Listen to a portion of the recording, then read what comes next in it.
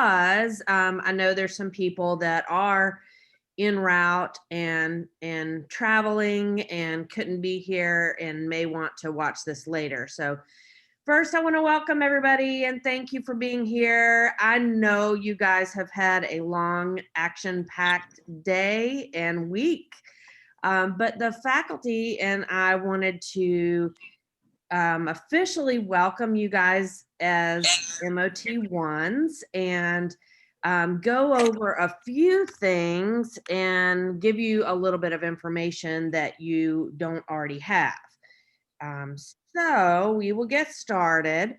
You have seen this slide before. This is the picture of the faculty and staff that is in the OT department here. And you either already know all of us or you will get to know all of us throughout the program. But I did want to kind of just give you a visual.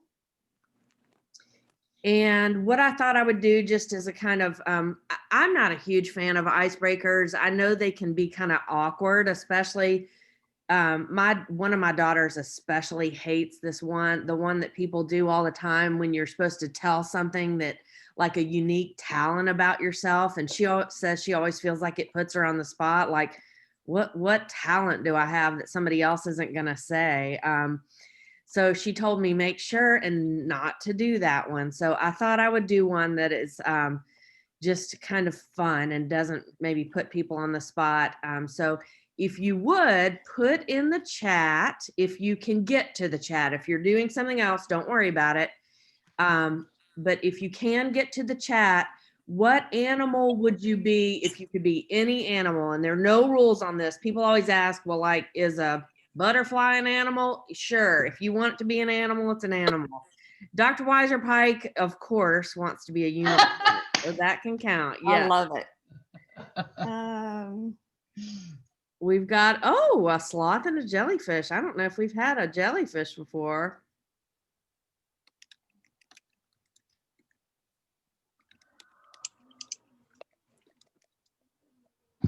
I'm changing mine.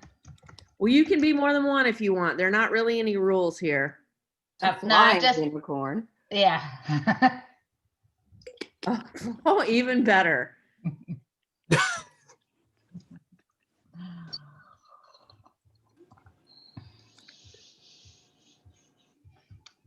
A great white shark. All right, that's Cameron.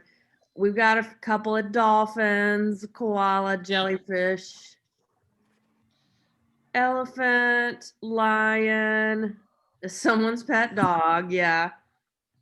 I think there are a number of us that have our very pampered pets, so we could come back as those in our next life and be living in the lap of luxury for sure. Okay, well, that was just an easy icebreaker. You can, I could see you as an eagle, Dr. Williams. Yes. Or maybe an owl, because owls seem like they might know a lot of trivia, and you know more trivia than anybody I know. Okay, well, moving on.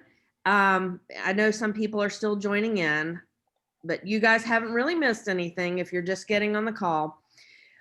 This is an overview of the curriculum. I know when I was in my master's program, I really didn't have any idea what the curriculum looked like until probably the second semester. And then I kind of had to dig for it, and I still didn't really have a good feel for it. And in, a lot of grad programs and certainly undergrad programs, they're electives. And so you don't really know how things are going to look until you get really into the semester, or until at least you're registering for the next semester. But you guys are in a program that is what's called lockstep. And that means just what it sounds like it means.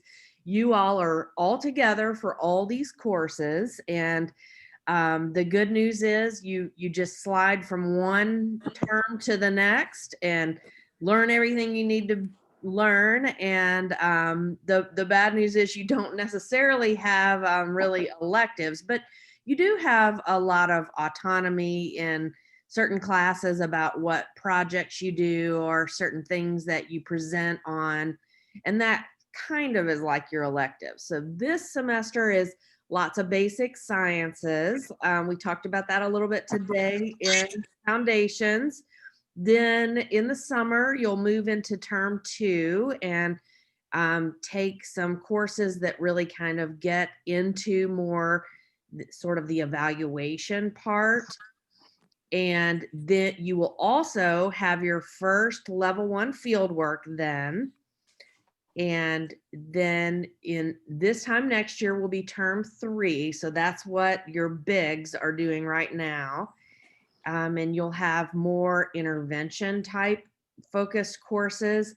And then your second summer in the program, you will take a handful of courses that are sort of icing on the cake type things that finish you up in your preparation for your long field work, your level 2 field work. And you'll get a lot more information about field work when you get closer to next term and get to go into OT 440. So that's what that looks like. I'll send out a link to these slides also, just in case you want to look at this. And of course, it's on the UTHSC website also, if you want to read the course descriptions, if you're just curious. That's what it looks like. All right, you've heard some this stuff at the departmental orientation way back last October, but I did want to remind you of a few things because that does seem like so long ago, and maybe it didn't seem quite as relevant to you then as it does now that you are an official OT student. We do expect for you to be present and engaged at every class session, unless otherwise noted. Occasionally there'll be some optional things and you'll be informed of that.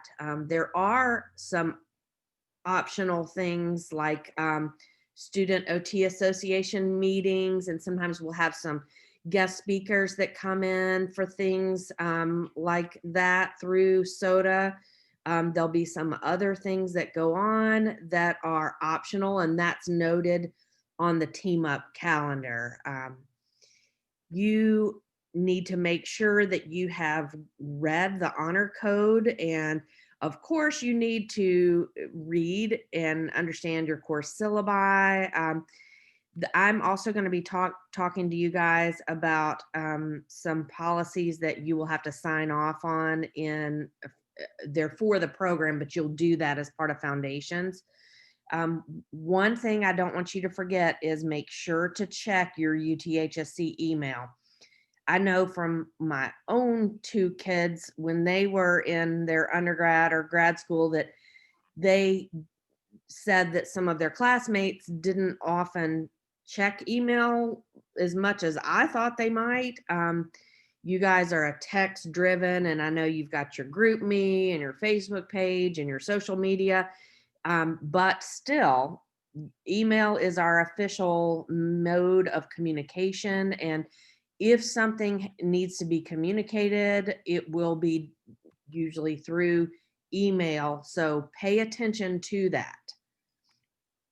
Team Up is also very important. Dr. Lancaster? Yes, please. I'm just going to jump in and say, for just to give a specific example, I mean, we typically like the time frame that we like you to answer emails. I mean, within 24 hours of receiving one. You don't have to do it during your off time, but during the day, if at all possible. Yes. And you know, that's so that we know that you guys are okay and that you're getting the information in a timely way that we're sending out. So it's really for your benefit there. You also want to check Team Up often. One thing we don't encourage you to do, in fact, we discourage you from doing this, is printing off Team Up for a long period of time ahead of time. In years past, students did that. And not only does that use up a ton of ink and paper, but Team Up is subject to change. There are times when we need to change the location of something on campus, or maybe even a Zoom link, and we end up saying, okay, the class is not going to be synchronous, it's going to be asynchronous. If it's really close to the actual time of that, we'll send out an announcement. So you would then get an email about that. But otherwise, if there's a change of something, we might put that in Team Up too. So check that also. Speaking of Team Up, it becomes the really go-to for a lot of important information. And I know that I had this sent out to you guys through Amy Carver probably back in November, the color coding, but I wanted to make sure that you guys are aware your stuff is primarily in orange rather than navy blue, but there are some other colors that are important for you to understand. If it's going to be asynchronous, meaning you don't have to do it at a specific time of day, you'll see an aqua stripe. So you can notice that in this kind of faded out example here for the second years. For the MOT2s, they have a class Monday that is asynchronous. So it's got that aqua stripe. So if you remember, aqua is asynchronous. If you have to be on campus, which you guys have a lot this week and will continue for certain things like gross anatomy lab, that is gray. So I remember it like gray, go to campus.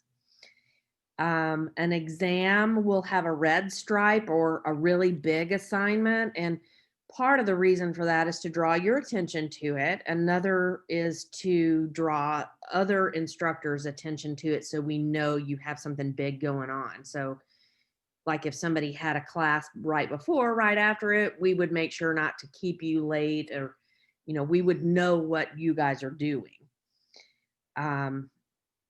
If it's pink, that would be a major assignment or a presentation, something like that.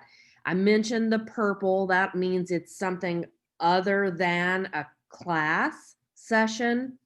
If you see yellow, it's not for you, it's for faculty. And usually that's faculty meetings. And really the reason that's on there is so if you're going to email me, if you're on campus and swinging by one of our offices, we're in a meeting when you see that yellow. In the green doesn't matter necessarily for you guys either. It means if you see something in green, that's the date we're going to send out a course eval at towards the end of a class. So again, I'll send out a link to these slides if you want to hold on to that. One thing that is a question that students sometimes ask at the beginning is what you guys are supposed to call us.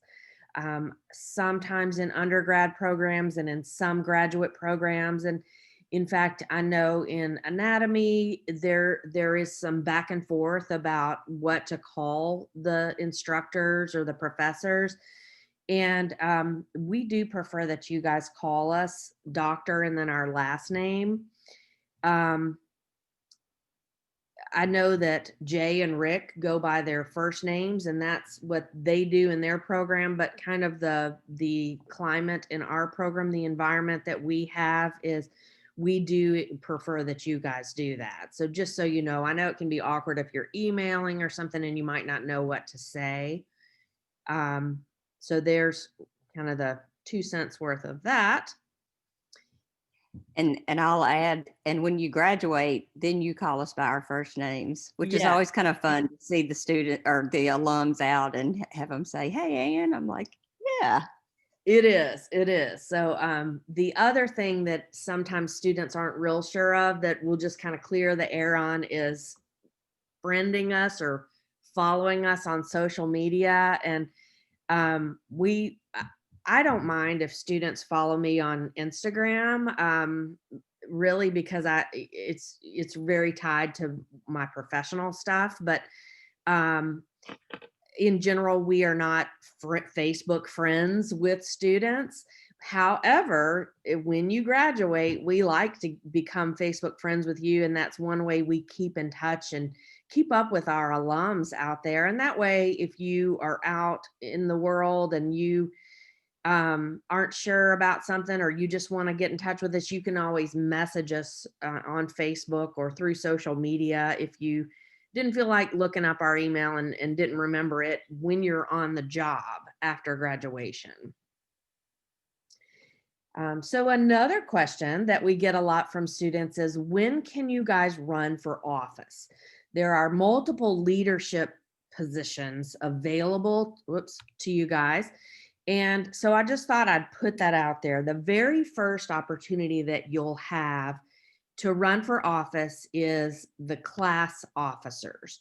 So there'll be a class president. That's like Megan Wilson in the class above you. There's also a vice president. And I know Rick mentioned this in the college orientation on Tuesday. There are 2 honor council reps and 1 alternate in case one of the reps couldn't serve for some reason.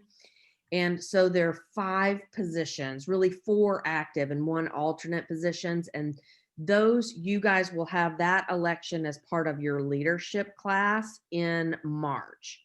So you've got a little time to get to know each other and kind of figure out if that's something you might want to do. You'll hear some about those positions in that class, and you can always. They already did. Okay, Stephanie. well, good. You're ahead of me. That we did it yesterday.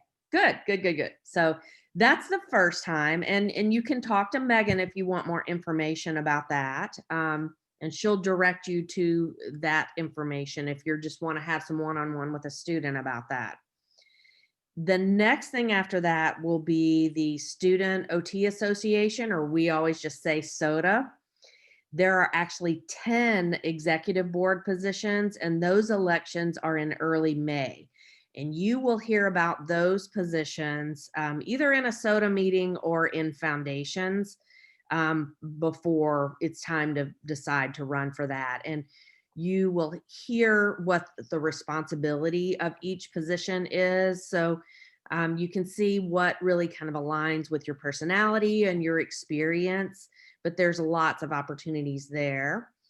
And next, after that, there's an opportunity to run for the Rachel K. Stevens Therapy Center. We just say RKS exec board.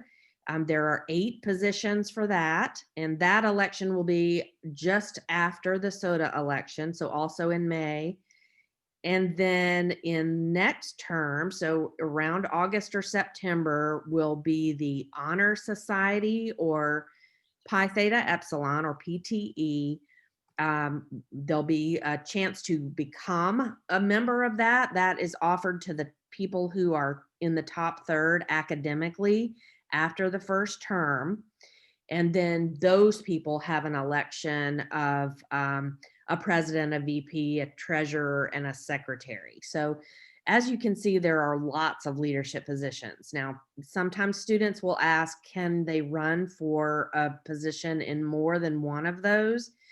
And our answer is yes, you are allowed to, but I caution you not to overcommit.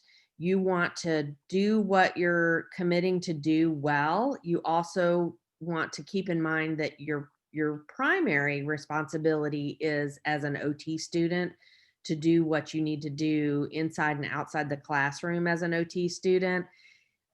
So you don't want to spread yourself too thinly. You don't want to not be able to take care of yourself or to accomplish what you need to as an OT student because you've run for multiple offices. So keep that in mind. And that's also something you could talk to your big about, or one of the advisors, or a student who is running for, or who already is serving in those roles.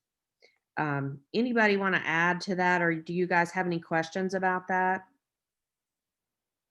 I'll add that it would be good to ask if you think that you want to do multiple roles to find out, because there are some roles that are really heavy in responsibilities, like the student and client scheduler for Rachel K. Stevens Therapy Center is pretty time consuming. So you wouldn't want to run for class president if that's something that you want to do down the line. You want to save your time for that.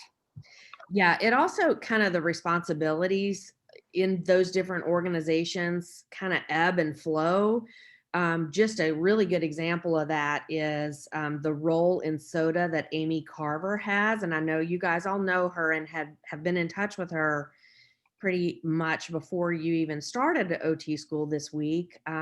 So her role is the departmental orientation chair, and it's really heavy leading up to that, but then not so much after it.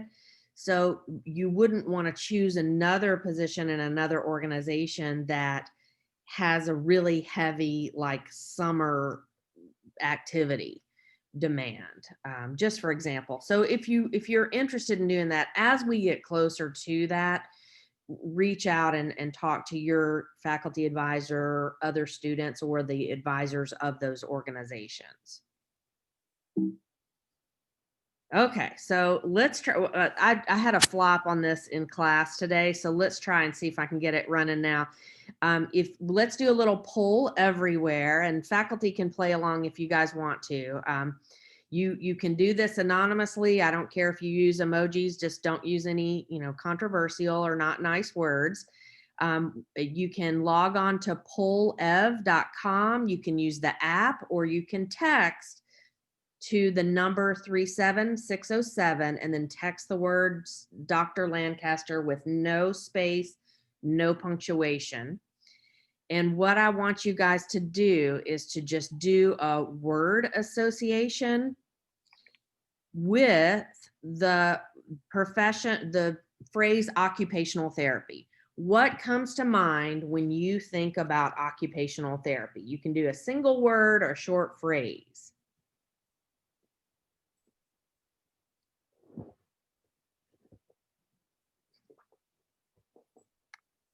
I think somebody put my name in instead of signing in. I don't think you guys think of me when you think of Dr. Lancaster.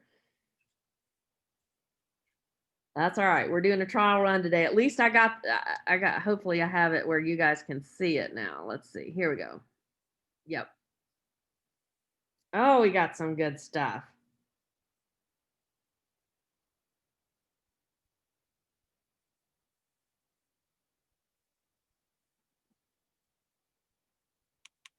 Yeah, I figured out what my mistake was earlier. So hopefully I'm redeeming myself.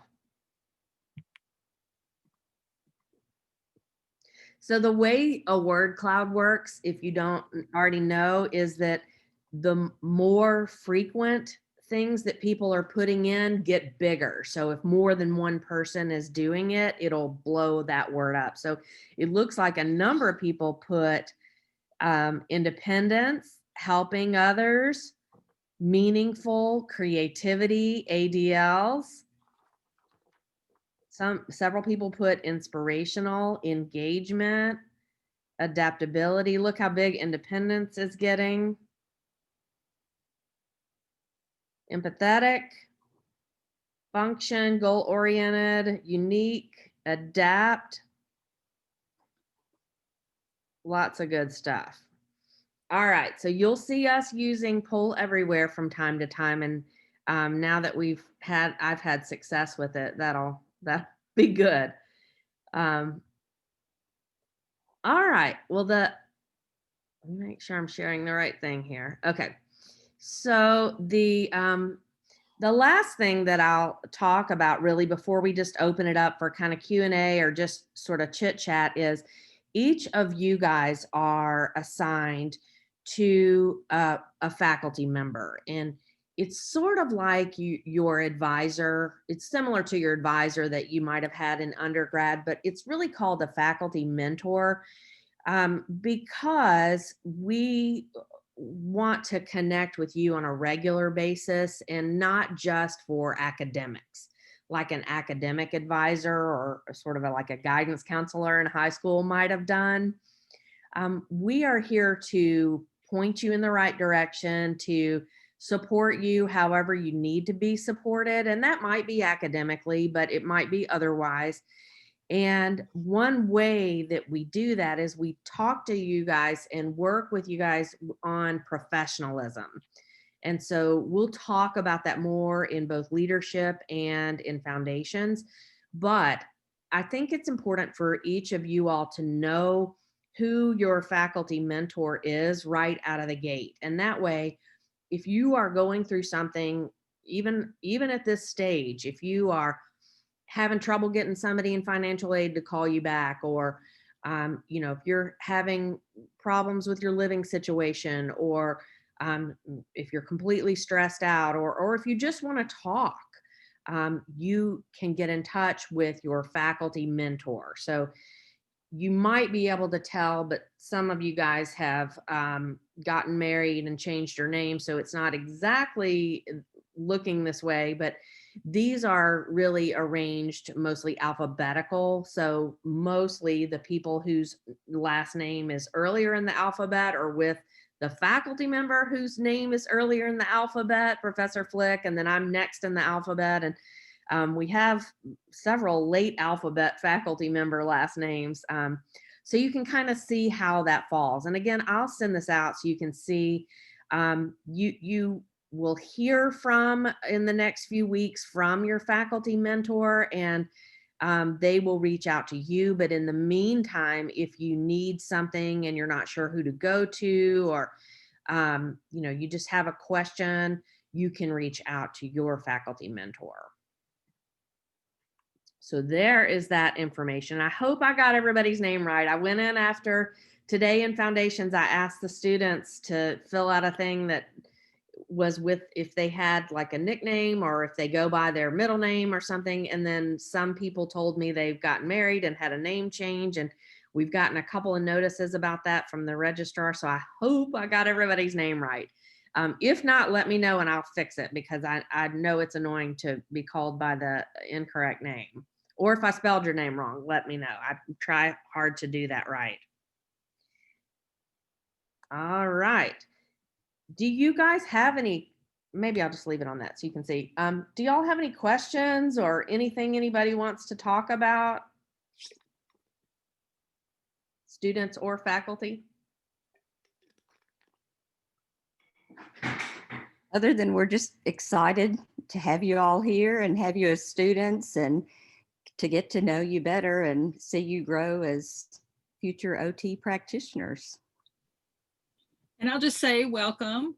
We are glad to have you, and I'm so glad that you chose our program. We think that you'll really get a lot out of it, and it's that you won't just learn content. It's really a transformative process, and just want to thank you for making me part of that process.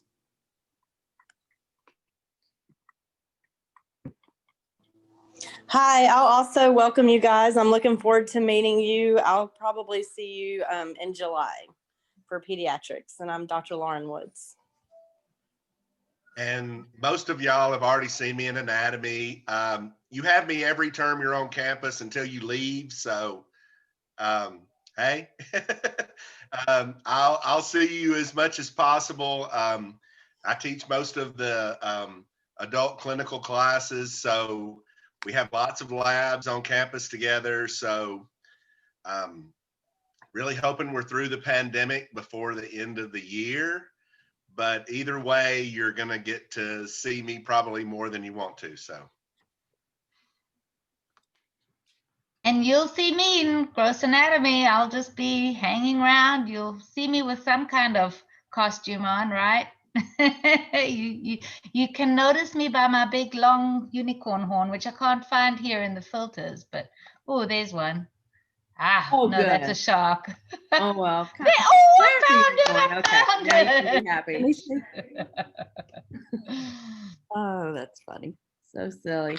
So Professor Flick couldn't be here. She had another engagement, but I think this is mostly the rest of us. Elaine is out sick right now, but we've got wonderful Tawana, and I know she's come to our rescue already this week a couple times, letting students in the OT suite on campus. Hopefully you guys have your IDs, and hopefully they are working to get you into where you need to go now on campus. She's a really good resource if you have a logistical issue like that. And often you can call just the department number and get her if she is on campus, and or email her and she'll get you a quick answer. All right. Well, I know you guys have had a long day and everybody wants to eat their ramen noodles or their Gus's fried chicken or whatever you're having for supper. Take care of yourselves. That's a big takeaway message I want to tell you is be smart, be safe, and get adequate rest. I know that's sometimes a little laughable when you're in the midst of a bunch of hard coursework, but don't stay up really late binge watching stuff and then you're kicking yourself when you have an 8 o'clock class.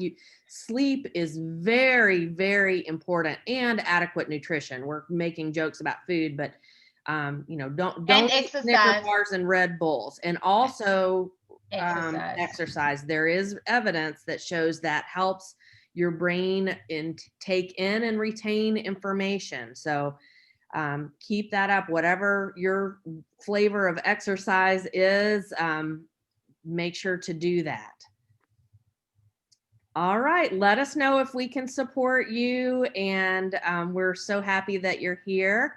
I will see you guys in class on Tuesday, and good luck with the rest of your first week. I'll Bye, see you tomorrow. everyone. Have a Thanks good for night. being here. Good night.